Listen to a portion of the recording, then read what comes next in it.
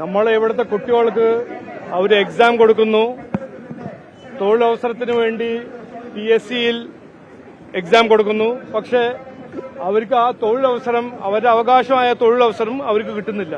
ഏറ്റവും കൂടുതൽ തൊഴിലില്ലായ്മയുള്ള ഒരു സംസ്ഥാനമാണ് കേരളം. ഇവിടെ നടക്കുന്ന കാര്യങ്ങളൊന്നും ചെയ്യാണ്ട് ഇവിടുത്തെ ബഹുമാനപ്പെട്ട മുഖ്യമന്ത്രി ഡൽഹിയിൽ പോയി സഞ്ചരിക്കുന്നു, ഫോട്ടോ ഓപ്പ് എടുക്കുന്നു. പക്ഷേ ഞാൻ അദ്ദേഹത്തോട് അഭ്യർത്ഥിക്കുന്നത്, നമ്മുടെ കുട്ടികളും നമ്മളെ ഈ സംസ്ഥാനത്തിന്റെ തൊഴിലില്ലായ്മയുടെ പ്രശ്നം പരിഹരിക്കണം. ഈ സർക്കാർ വന്നിട്ട് 2 മാസമായി, 2.5 മാസമായി 10,000 കോടി കൂടുതൽ കടമെടുത്തിട്ടുണ്ട് ഈ സർക്കാർ. ഒരു ഒറ്റ തൊഴിലവസരം സൃഷ്ടിച്ചിട്ടില്ല, ഒരു കാര്യവും ചെയ്തിട്ടില്ല. ഈ ഇവിടെ ഇരിക്കുന്ന കുട്ടികളുടെ അവകാശങ്ങൾ, അവരുടെ ഭാവിയെ കുറിച്ച് ചിന്തിക്കണം എന്നാണ് ഞാൻ ഇന്ന് ആവശ്യപ്പെടുന്നത്.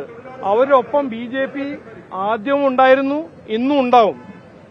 കൃത്യമായി നമ്മൾ ഈ ഡൽഹിയിൽ കാണുന്ന രാഹുൽ ഗാന്ധിന്റെ നാടകവും CPM ചെയ്യുന്ന നാടകമെല്ലാം നമ്മൾ മനസ്സിലാക്കണം. ഇവിടെ കുട്ടികൾക്ക് കൃത്യമായ ഒരു പ്രശ്നം ഉണ്ടാവുമ്പോൾ അതിനെ പരിഹരിക്കാൻ അവർ ഒരു കാര്യവും ചെയ്യില്ല.